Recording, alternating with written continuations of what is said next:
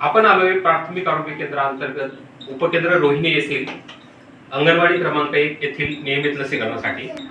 आपल्या समोर आहे आशाताई, ज्यांनी या कार्यक्षेत्रातील लाभार्थी अपेक्षित जे बालक असतील त्यांची युविन पोर्टलला ऑनलाईन नोंदणी केलेली आहे।